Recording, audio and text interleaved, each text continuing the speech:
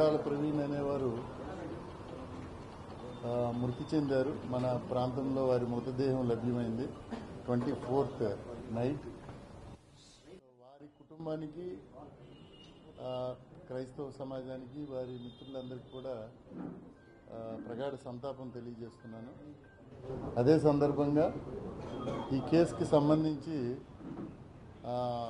వివరాలు తెలియజేసే ముందు, మీ అందరికీ తెలుసు ఈ కేసు తాలూకా చాలా గత నిన్న ఈరోజు కూడా మీరు చూసినట్టయితే అనేక రకాలైనటువంటి విషయాలు సోషల్ మీడియాలో కానీ బయట కానీ డిస్కస్ చేస్తున్నారు. మీడియాలో కానీ, మెయిన్ మీడియాలో కానీ. సో వీరందరూ కూడా ఆ రోజు 24th ఏదైతే జరిగిందో, మనకి 25th మార్నింగ్ అరౌండ్ 8:30 టైంకి మా ఏఎస్ఐ గారు నడిచొస్తుంటే, ఆ నడిచొస్తున్నప్పుడు ఎవరో చెప్పారు ఇక్కడ బాడీ పడి ఉందండి అనేసి. చెప్పిన తర్వాత ఆయన దగ్గరికి వెళ్ళి చూసిన వెంటనే పోలీస్ స్టేషన్కి తెలియజేశారు. ఎస్ఐ గారు ఇమీడియట్గా రష్ అయ్యారు.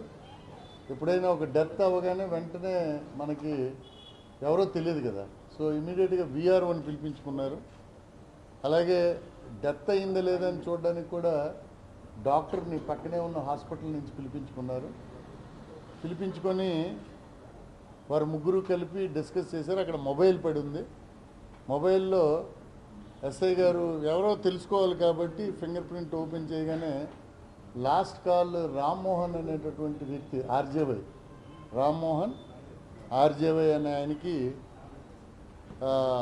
చేయబడి ఉంది. ఆయనకి ఫోన్ చేశారు.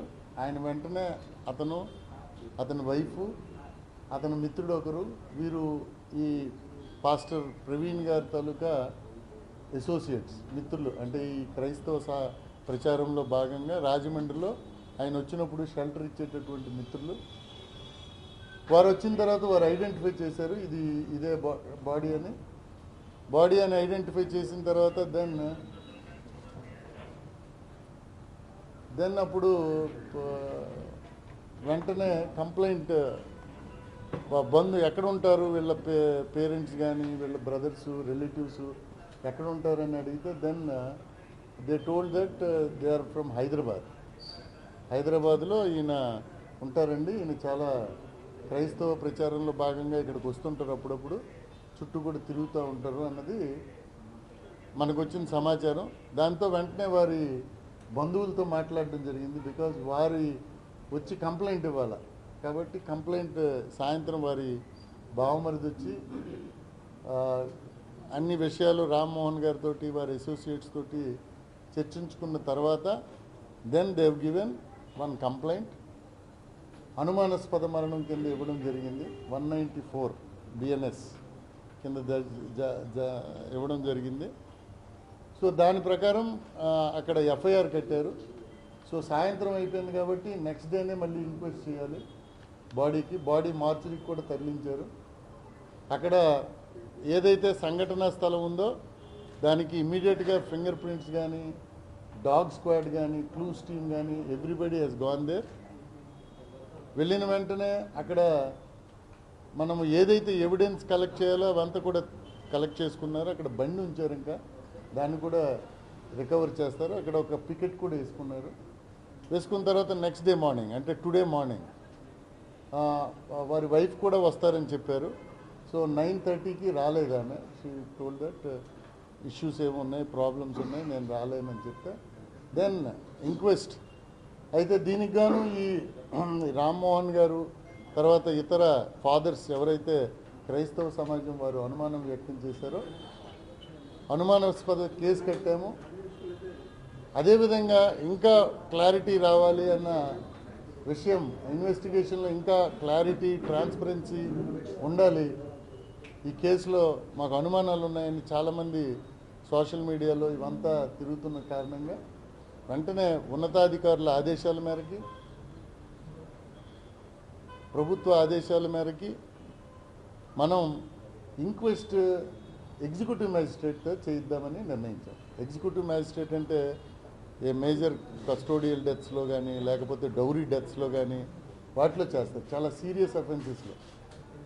సో ఇది కూడా సీరియస్ అఫెన్స్ అని తీసుకొని we have ask the MRO, collector గారికి చెప్తే ఎంఆర్ఓ గారు వచ్చి ఇంక్వెస్ట్ చేయడానికి, అలాగే పోస్ట్ మార్టం కూడా టీమ్ ఆఫ్ డాక్టర్స్తో చేయించడానికి, అలాగే అండర్ వీడియో కవరేజ్ ఆ టీమ్ ఆఫ్ డాక్టర్స్ చేయడానికి నిర్ణయించడం జరిగింది. అంటే ఇంత అనుమానం ఉన్నప్పుడు ఎక్కడ కూడా మనము క్లూలెస్ ఫ్యాక్ట్స్ కొనుక్కోవడానికి పోవాలనే ఉద్దేశంతో we have taken all care team of నార్మల్గా ఒక డాక్టర్ చేస్తారు, బట్ ఇక్కడ 3 డాక్టర్లు పెట్టాము. హెడ్ డాక్టర్ ఒకరు పెట్టారు, నెక్స్ట్ సూపరింట్ క్లోజ్గా మానిటర్ చేశారు, అలాగే ఇంక్వెస్ట్ విఆర్ఓ అండ్ ఎంఆర్ఓ చేశారు. వారికి నచ్చిన వ్యక్తులనే పంచులుగా పెట్టడం జరిగింది అక్కడ. సో అరౌండ్ 130 ఇంక్వెస్ట్ కంప్లీట్ అయింది. దెన్ తర్వాత post mortem team of doctors చేశారు.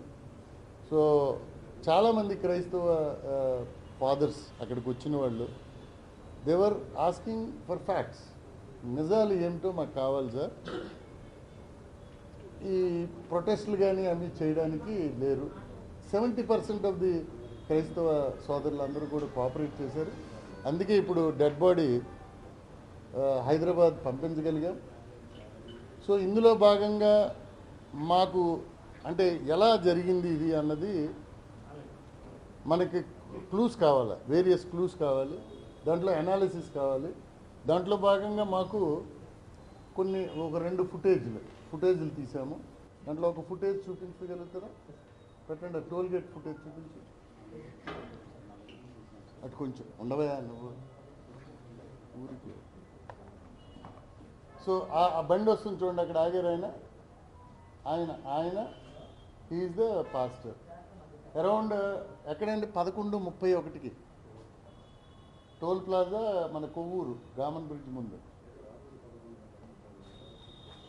బ్లింకర్ వేసి ఉంది, is moving.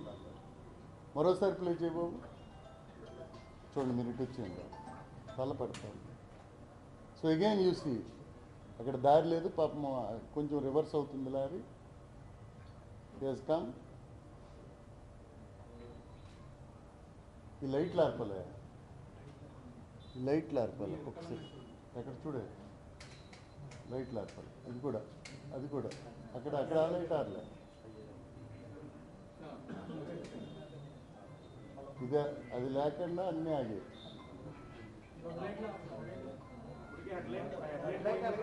So are you seeing the video కదండి? అది ఇట్ ఈస్ ఆల్ అబ్జర్వేషన్స్. మేము రేపు తెల్లారి ఇన్వెస్టిగేషన్లో వి అబ్జర్వ్. పాపం బ్లింకర్ ఆన్ చేస్తున్నది. So this is again another ఇది. ఆయన చాలా okay, this is one evidence. రేపు మేమంతా కూర్చొని చాలా టెక్నికల్గా ఐఓస్ ఒక స్పెషల్ ఇన్వెస్టిగేటింగ్ టీమ్ వేసాము. ఎవరు మన దీని మీద ఎవరి మీద మొత్తం ఇన్వెస్టిగేట్ చేయడానికి డిఎస్పి కొవ్వూరు హెడ్ చేస్తూ, నార్త్ డిఎస్పి ఆ టీంలో ఉంటారు, సిఐ రాజానగరం ఉంటారు, సిఐ కోరుకొండ ఉంటారు. దెర్ ఆర్ 3 to 4 SIs కూడా పెట్టారు. Now they are going to analyse all these things. వాళ్ళు మాకు బ్రీఫ్ చేస్తారు. చేసిన తర్వాత ఏమి వారు ఎలిసిట్ చేశారు, అక్కడ ఉండే మనుషులు నా టైం అప్పుడు ఎవరున్నారు, వాళ్ళని ఎగ్జామిన్ చేస్తారు, టైం లైన్ ఏంటి, ఇవన్నీ చేస్తారు. ఎందుకంటే నౌ విస్తృతమైనటువంటి అనుమానాలు మనకు వచ్చాయి కాబట్టి ఖచ్చితంగా ఇవన్నీ చేస్తారు. సో ఇంతకు ముందున్న ట్రాక్ కూడా మేము తీస్తాం. ఇది మన ఏరియాలో ఉన్నది, but he started from Hyderabad morning 11కి. సో నెక్స్ట్ తీయండి. ఇది నల్లజర్ల తర్వాత చూపిద్దాం, ఇది మనం కాదు. దట్ ఈజ్ ఇనీషియల్గా ఈ 2 బయటకు వచ్చాయి, మీ అందరికీ తెలిసిన సీసీ ఫుటేజ్. నెక్స్ట్ ఫుటేజ్ బాబు, spot. Now you see this is the ఏంటి 3 minutes అది కాదు, పెట్రోల్ బంక్కి.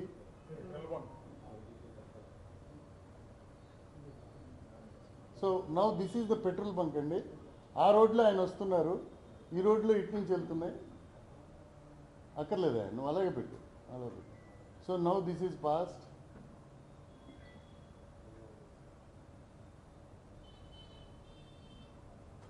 అగో అవేల్ ఇంకా అగో అగో అక్కడ చూడండి, అటు వెళ్ళిపోయింది పొగొచ్చినట్టు. చూసి మరోసారి రీప్లే చేయ బాబు. ఏ సెకండ్ దగ్గర వస్తుందో కరెక్ట్ చూడే. ఎస్, జస్ట్ స్లో మోషన్లో పెట్టు.